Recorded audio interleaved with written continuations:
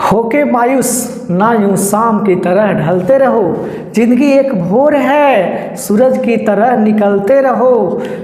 ठहरोगे एक पाँव पर तो थक जाओगे, धीरे धीरे ही सही मगर राह पर चलते रहो, राह पर चलते रहो, मंजिल एक दिन जरूर मिलेगी। तो इसी के साथ मैं महेश कुमार आप लोग को अपने YouTube channel Baliram GS academy में बहुत बहुत स्वागत करता हूँ। आज फिर हम क्लास 6 का हिस्ट्री इतिहास का चैप्टर 2 लेकर आ गए हैं और इसके बारे में हम लोग देखेंगे, है ना। चलिए ठीक है, तो हम लोग बढ़ते हैं आगे। करा कि प्राचीन लोग इधर उधर क्यों भटकते थे। प्राचीन लोग आखिर इधर उधर क्यों भटकते थे। पहले के लोग एक जगह पे अस्थायी क्यों नहीं होते थे, अस्थायी क्यों होते थे। इसके कई कारण हैं, जिसका कुछ उदाहरण हम लोग देखेंगे। समझिएगा ध्यान से। भोजन कभी ऐसा होता था, भोजन का समाप्त हो जाना, भोजन का समाप्त हो जाना। अब ये भोजन का समाप्त हो जाने का मतलब क्या हुआ। तो ये भोजन का समाप्त हो जाने का मतलब हुआ कि कहीं पे हम रह रहे हैं, ठीक है, 1 महीना हो गया, 2 महीना हो गया, जितना फल फूल था सब तोड़ कर खा गए, जितना जानवर था सबको मतलब कि चट कर गए, अब यहाँ कुछ भी नहीं बचा। तो अब क्या हम यहाँ रहकर मरेंगे। अगर यहाँ कोई रहेगा तो मरेगा, अगर जीना चाहते हो भाई तो कहीं दूसरा जगह ढूंढना पड़ेगा। तो इसी कारण से जब भोजन समाप्त हो जाता था तो भोजन के तलाश में वो क्या करते थे, इधर से उधर भटकते थे, ठीक है। दूसरा कारण था शिकार ढूंढने के लिए, है ना, शिकार ढूंढने के लिए। जैसे अब मान लें कि कोई शिकार हमको मिला और शिकार भाग रहा है, हम उसका पीछा कर रहे हैं, भाग रहा है, हम पीछा कर रहे हैं। तो इसी करते करते करते मान लो शिकार कहीं पे हमको मिला, तो क्या अब उसको हम ढोकर यहाँ लाएंगे, वहीं पे बैठकर खाएंगे, वहीं रह जाएंगे, है ना, समझ रहे हैं ना, वहीं पे बैठकर खाएंगे और वहीं रह जाएंगे। क्या जरूरी है लाने का। जैसे यहाँ पेड़ के नीचे सोते हैं, गुफा में सोते हैं, वैसे वहीं पेड़ के नीचे सो जाएंगे, है ना। तो इस कारण से शिकार ढूंढने के लिए लोग इधर से उधर जाया करते थे। उसके बाद मौसम के अनुसार, मौसम के अनुसार का मतलब होगा कि जैसे बहुत सारे फल जो है मौसम अनुकूल आते हैं, तो हो सकता है कि जो जहाँ हम रह रहे हैं वहाँ इस मौसम में फल नहीं उपजता, मतलब उगता होगा, उस समय फल जो है फलता होगा दूसरे मौसम में, कहीं और इस मौसम में फलता होगा। तो उसकी तलाश में हम लोग मतलब उस समय के लोग घूमते रहते थे, है ना, एक दूसरी जगह से दूसरे जगह। चौथा कारण है जल का स्रोत, जल का स्रोत। तो जल का स्रोत जो है, जल का स्रोत मतलब जहाँ से जल हमको मिलता है, हम लोग को मिलता है। तो आज ना ये हो गया हैंडपम्प से, हैंडपम्प तो बहुत दूर चल गया, आज मोटर हो गया है ना, तुरंत मोटर टिपे पानी हड़ा हड़ा हड़ा आना शुरू हो गया, है ना। तो चलिए देखिए, तो ये 2 तरह के जल स्रोत होते थे। एक थे कि जो वर्षा के समय सिर्फ रहते थे कि वर्षा हुआ, पानी जम गया, पानी है, जल है, जब वर्षा खत्म हुआ वो सूख गया। तो क्या यहाँ जीवन यापन होता होगा, नहीं, बरसात के समय तो हो जाएगा, लेकिन बरसात के बाद क्या होगा। एक ऐसा जगह था जो सदा नीरा, जहाँ सालों भर पानी रहता हो, जहाँ सालों भर पानी रहता हो उसे सदा नीरा। जैसे गंगा को हम लोग क्या बोलते हैं, सदा नीरा बोलते हैं। तो ये गंगा में सालों भर पानी रहती है, तो सालों भर पानी रहता है, वो उसकी तलाश में लोग घूमते होंगे, ये भी कारण हो सकता है ना। तो हम लोग देखें कि प्राचीन लोग इधर उधर क्यों भटकते थे, इसका कारण हम लोग जान लिए। अब आगे बढ़ेंगे। करा कि आरंभिक मानव के बारे में जानकारी कैसे मिलती है। अब आरंभिक मानव मतलब पहले के लोग थे नहीं थे, हम कैसे जानेंगे। तो उसके लिए हम लोग पिछले क्लास में भी पढ़े थे कि उसके लिए पुरातात्विक स्रोत जो अंदर खुदाई करके निकाला जाता है ना, खुदाई करके जो निकाला गया हो वो स्रोत, अभिलेखीय स्रोत, है ना, जो अभिलेख लिखाता था उस समय,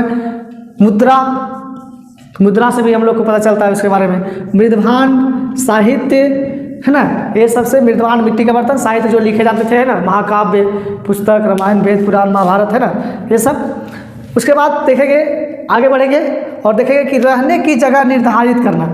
उन लोग रहने की जगह निर्धारित किस आधार पर करते थे। आखिर कुछ तो सोचते हुए कि हमें कहाँ पर रहना है, कहाँ बसना है। जैसे आज देखिए लोग बहुत सोच समझ कर घर बनाते हैं, स्कूल कितना दूर में है, यहाँ से मार्केट कितना दूर में है, सारा सुविधा होना चाहिए, ठीक है। तो उस समय पहले के लोग भी कुछ सोचते होंगे। तो जहाँ अच्छे पत्थर मिलते हो, जहाँ अच्छे पत्थर मिलते हो, है ना, जहाँ भी अच्छा पत्थर मिलता था वहाँ बस जाता था। क्यों बसता था भाई पत्थर जहाँ मिलता था, क्योंकि उपकरण महत्वपूर्ण था। आखिर उपकरण के बिना तो जीवन यापन ही नहीं हो सकता था, क्योंकि उपकरण से ही पत्थर से औजार बनता था, हथियार बनता था, जिससे शिकार करता था, अपना भोजन एकत्रित करता था, फल फूल तोड़ता था, गुफा में रहता था तो भी पत्थर का ही होता है। तो इस तरह से पत्थर का एक बहुत महत्वपूर्ण रोल रहा था उस समय के लोगों की ज़िंदगी में, ठीक है। आगे हम लोग देखेंगे नवपसानिक पुरास्थल। नवपसानिक पुरास्थल से कृषि और पशुपालन के साक्ष्य मिले, है ना, जहाँ कृषि और पशुपालन होता था। वो कहाँ से मिला? नवपाषाण के पूरा स्थल, मतलब नवपाषाण युग के समय जो स्थल मिले वहाँ से पता चलता है कृषि और पशुपालक होना शुरू हुआ था। कहा जाता है कि यहाँ एक प्रारंभिक गांव था जो इनाम गांव के नाम से जाना जाता है। किस गांव के नाम से जाना जाता है? इनाम गांव के नाम से जाना जाता है, जो प्रारंभिक गांव था। उसके बाद कुरनूल की गुफाएं, कुरनूल की गुफाएं जो है जहाँ से राख का अवशेष मिलता है ना, राख का अवशेष मिलता। अब बताइए राख का अवशेष का मतलब क्या होगा? इसका मतलब है कि आग का शुरुआत यहीं से हुआ होगा। आग जो है जलाने का शुरुआत लोग यहीं से किए होंगे, तब ना यहाँ राख का अवशेष मिला सर्वप्रथम। तो इससे पता चलता है कि वो लोग आग जलाना सीखे थे, है ना, जानते थे। उस समय के लोग आग जलाना जानते थे, तब ना राख मिला। जब जलेगा नहीं तो राख कहाँ से मिलेगा, है ना, जले को राख कहते हैं। चलिए ठीक है, आगे आ जाइए। अब है मेसोलिथ और माइक्रोलिथ। तो ये कन्फ्यूजन मत रहिएगा। मेसोलिथ मतलब होता है मध्यपाषाण और माइक्रोलिथ मतलब होता है लघुपाषाण, है ना। तो मध्यपाषाण में पर्यावरण बदलाव होने का लिए जाना जाता है कि मध्यपाषाण में क्या हुआ था? पर्यावरण बदलाव हुआ था। और लघुपाषाण में छोटे औजार बने थे, छोटे और धारदार और नुकीले औजार, है ना। कब? लघुपाषाण काल में, जिसको माइक्रोलिथिक एज बोला जाता है और इसको मेसोलिथ एज बोला जाता है। ठीक है, अब देखेंगे बदलती जलवायु। उस समय जो जलवायु बदल रहा था, जैसे अभी देखिए, अभी लगता है कि मुश्किल से 2 महीना ठंड रहती है, 2 से ढाई महीना, जबकि ठंड कम से कम 3 से 4 महीना रहना चाहिए। जो अभी हम लोग क्या देख रहे हैं, गर्मी कम से कम, जो गर्मी शुरू होती है लगभग मार्च से ही, मार्च अप्रैल से जो शुरू होती है वो सितंबर तक चलती है, लगभग 5 महीना। अब बताइए कि गर्मी कितना ज़्यादा पड़ रहा है, मतलब अभी भी जलवायु परिवर्तन हो रहा है। तो इस समय भी वही हुआ, है ना, जलवायु परिवर्तन हुआ और गर्मी बढ़ा। जब गर्मी बढ़ा तो क्या हुआ? घास वाले मैदान बढ़े, घास ज़्यादा उपजना शुरू हुआ। जब घास वाले मैदान बढ़े तो छोटे छोटे जानवरों की संख्या बढ़ी।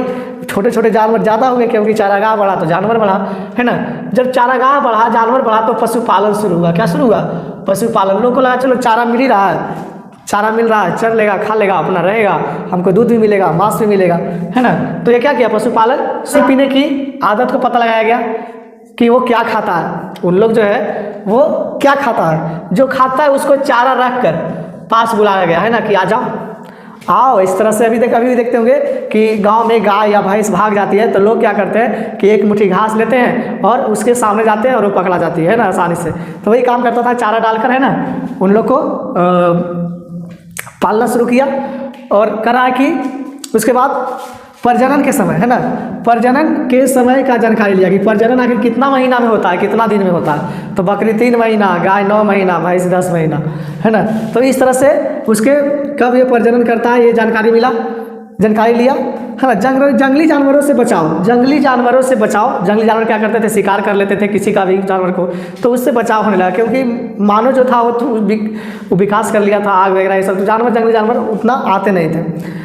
और इन लोग जब पालना शुरू किया सबसे पहले पशुपालन में, तो सबसे पहले कुत्ता को पाला, जो एक जंगली जानवर था उस समय, है ना, मांसाहारी, सर्वाहारी, मतलब एक तरह से बोल सकते हैं। तो वो कुत्ता को पालना शुरू किया, ठीक है, क्योंकि कुत्ता जो था वो खींचने का काम आता था, कोई वस्तु दूसरा जगह ले जाना, है ना। देखिएगा आदि मानव लोग ये सब करते थे।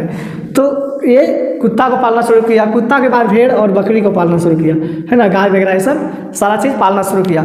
कहा जाता है कि मेहरगढ़ इसका सर्वप्रथम साक्ष्य कहाँ से मिलता है? मेहरगढ़ से मिलता है, याद रखिएगा। इस सब पशुपालन और कृषि का जो सर्वप्रथम साक्ष्य मिलता है वो कहाँ मिलता है?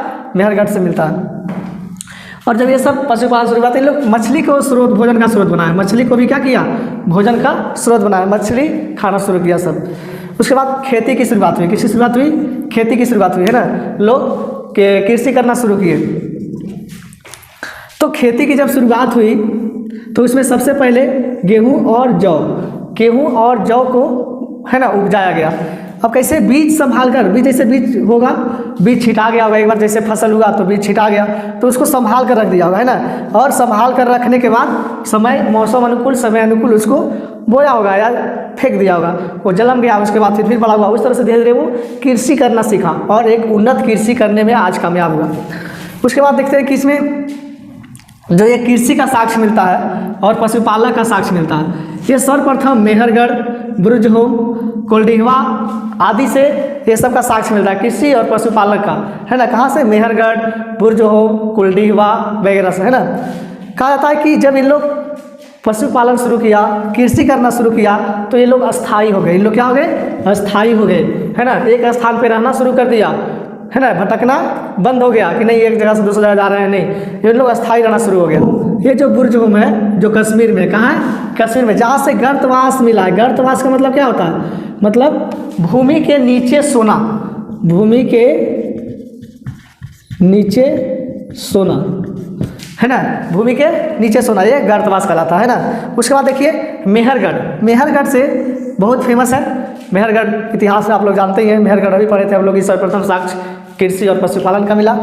यहाँ से चौकोर और आयताकार घर, चौकोर और आयताकार घर का अवशेष भी मिला है ना। चौकोर मतलब 4 कोर वाला, और आयताकार प्रकार का घर का साक्ष्य भी क्या है? यहाँ से मिला है। उसके बाद कहा जाता है कि मृत्यु के बाद भी जीवन होता था।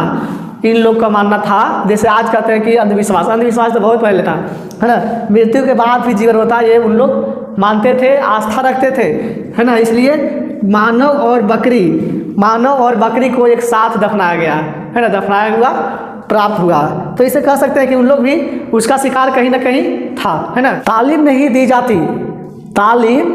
दी जाती परिंदों को उड़ानों की, वो तो खुद ही समझ जाते हैं ऊंचाई आसमानों की। चलिए ठीक है, आप लोग का बहुत बहुत धन्यवाद। आप लोग, है ना, इस परिवार को जितना ज़्यादा आगे बढ़ाइए, शेयर कीजिए और सब्सक्राइब कीजिए। तो इसी के साथ मैं चलता हूँ। आप लोग का बहुत बहुत धन्यवाद। नमस्कार।